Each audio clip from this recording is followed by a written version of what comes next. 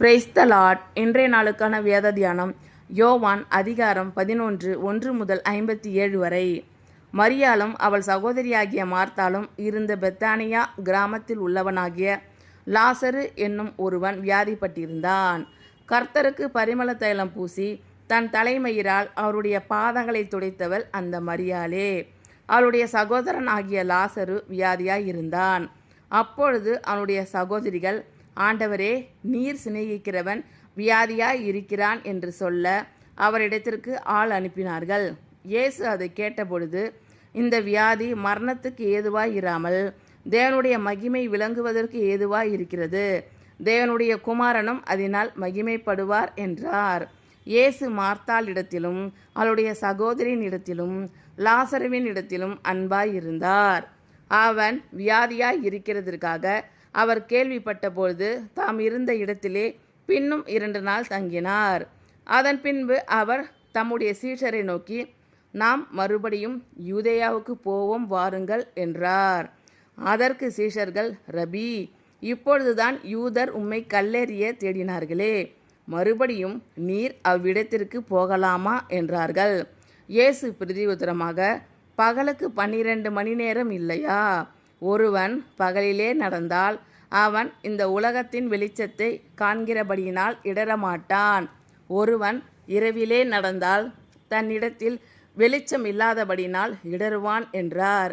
இவைகளை அவர் சொல்லிய பின்பு அவர்களை நோக்கி, நம்முடைய சிநேகிதனாகிய லாசரு நித்திரை அடைந்திருக்கிறான், நான் அவனை எழுப்பப் போகிறேன் என்றார். அதற்கு அவருடைய சீஷர்கள், ஆண்டவரே, நித்திரை அடைந்திருந்தால் சுகமடைவான் என்றார்கள். இயேசுவானவர் அவனுடைய மரணத்தை குறித்து அப்படி சொன்னார்.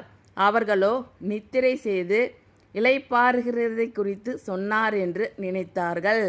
அப்பொழுது இயேசு அவர்களை நோக்கி, லாசரு மரித்து போனான் என்று வெளிப்படையாய் சொல்லி, நான் அங்கே இராததினால் நீங்கள் விசுவாசம் உள்ளவர்கள் ஆகிறதற்கு ஏது உண்டென்று உங்கள் நிமித்தம் சந்தோஷப்படுகிறேன்.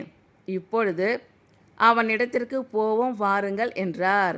அப்பொழுது திதிமு என்னப்பட்ட தோமா மற்ற சீஷர்களை நோக்கி, அவரோடே கூட மரிக்கும்படி நாமும் போவோம் வாருங்கள் என்றான்.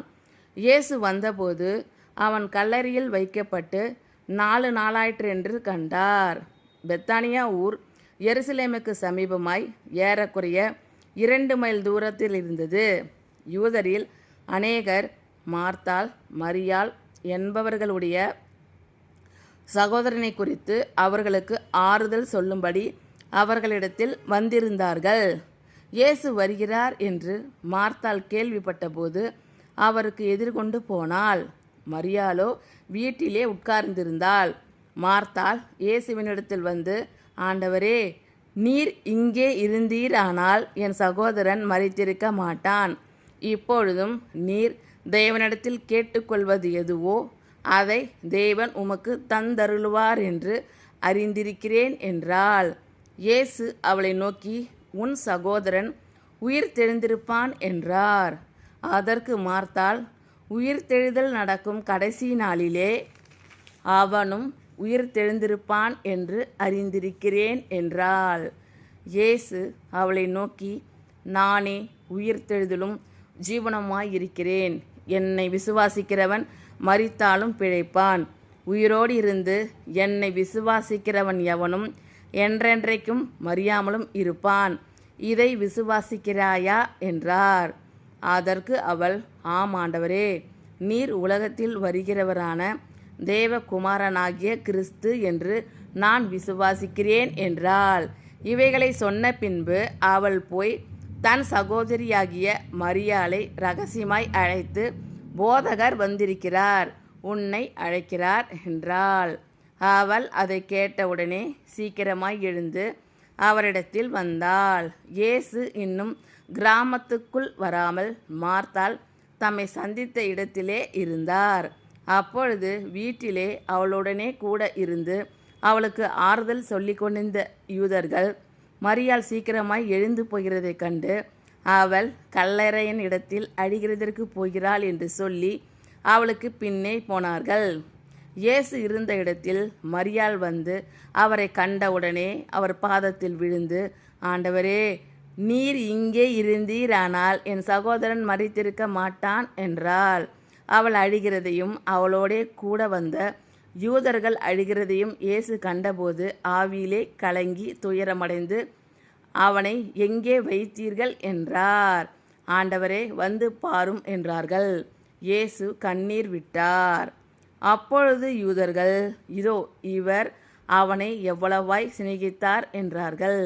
அவர்களில் சிலர், குருடனுடைய கண்களை திறந்த இவர் இவனை சாகாமல் இருக்க பண்ணவும் கூடாதா என்றார்கள். அப்பொழுது இயேசு மறுபடியும் தமக்குள்ளே கலங்கி கல்லறையின் இடத்திற்கு வந்தார். அது ஒரு குகையாய் இருந்தது. அதன் மேல் ஒரு கல் வைக்கப்பட்டிருந்தது. இயேசு, கல்லை எடுத்து போடுங்கள் என்றார். மரித்தவனுடைய சகோதரியாகிய மார்த்தாள் அவரை நோக்கி, ஆண்டவரே, இப்பொழுது நாருமே, 4 நாளாயிற்றே என்றாள். இயேசு அவளை நோக்கி, நீ விசுவாசித்தால் தேவனுடைய மகிமையை காண்பாய் என்று நான் உனக்கு சொல்லவில்லையா என்றார். அப்பொழுது மரித்தவன் வைக்கப்பட்ட இடத்திலிருந்து கல்லை எடுத்து போட்டார்கள். இயேசு தம்முடைய கண்களை ஏறெடுத்து, பிதாவே, நீர் எனக்கு செவி கொடுத்தபடியினால் உம்மை ஸ்தோத்திரிக்கிறேன். நீர் எப்பொழுதும் எனக்கு செவி கொடுக்கிறீர் என்று நான் அறிந்திருக்கிறேன். ஆனாலும் நீர் என்னை அனுப்பினதை சூழ்ந்து நிற்கும் ஜனங்கள் விசுவாசிக்கும்படியாக அவர்கள் நிமித்தம் இதை சொன்னேன் என்றார். இவைகளை சொன்ன பின்பு, லாசருவே, வெளியே வா என்று உரத்த சத்தமாய் கூப்பிட்டார். அப்பொழுது மரித்தவன் வெளியே வந்தான். அவன் கால்களும் கைகளும் பிரேத சீலைகளினால் கட்டப்பட்டிருந்தது. அவன் முகமும் சீலையால் சுற்றப்பட்டிருந்தது. இயேசு அவர்களை நோக்கி, இவனை கட்டவிழ்த்து விடுங்கள் என்றார். அப்பொழுது மரியாளிடத்தில் வந்திருந்து இயேசு செய்தவளை கண்டவர்களாகிய யூதர்களில் அநேகர் அவரிடத்தில் விசுவாசம் உள்ளவர்கள் ஆனார்கள். அவர்களில் சிலர் பரிசேயரிடத்தில் போய் இயேசு செய்தவைகளை அவர்களுக்கு அறிவித்தார்கள். அப்பொழுது பிரதான ஆசாரியரும் பரிசேயரும் ஆலோசனை சங்கத்தை கூடிவர செய்து, நாம் என்ன செய்கிறது? இந்த மனுஷன் அநேக அற்புதங்களை செய்கிறானே. நாம் இவனை இப்படி விட்டுவிட்டால் எல்லாரும் இவனை விசுவாசிப்பார்கள். அப்பொழுது ரோமர் வந்து நம்முடைய ஸ்தானத்தையும் ஜனத்தையும் அழித்து போடுவார்களே என்றார்கள். அப்பொழுது அவர்களில் ஒருவனும் அந்த வருஷத்து பிரதான ஆசாரியனுமாகிய காய்பா என்பவன் அவர்களை நோக்கி, உங்களுக்கு ஒன்றும் தெரியாது. ஜனங்கள் எல்லாரும் கெட்டு போகாதபடிக்கு ஒரே மனுஷன் ஜனங்களுக்காக மரிப்பது நமக்கு நலமாய் இருக்கும் என்று நீங்கள் சிந்தியாமல் இருக்கிறீர்கள் என்றான். இதை அவன் சுயமாய் சொல்லாமல் அந்த வருஷத்து பிரதான ஆசாரியன் ஆனபடியினாலே இயேசு யூத ஜனங்களுக்காக மரிக்கப் போகிறார் என்றும், அந்த ஜனங்களுக்காக மாத்திரமல்ல, சிதறி இருக்கிற தேவனுடைய பிள்ளைகளை ஒன்றாக சேர்க்கிறதற்காகவும் மரிக்கப் போகிறார் என்றும் தீர்க்க தரிசனமாய் சொன்னான். அந்நாள் முதல் அவரை கொலை செய்யும்படிக்கு ஆலோசனை பண்ணினார்கள். ஆகையால் இயேசு அதன் பின்பு வெளியரங்கமாய் யூதருக்குள்ளே சஞ்சரியாமல் அவ்விடம் விட்டு வனாந்தரத்துக்கு சமீபமான இடமாகிய எப்பிராயும் என்னப்பட்ட ஊருக்கு போய் அங்கே தம்முடைய சீஷருடனே கூட தங்கியிருந்தார்.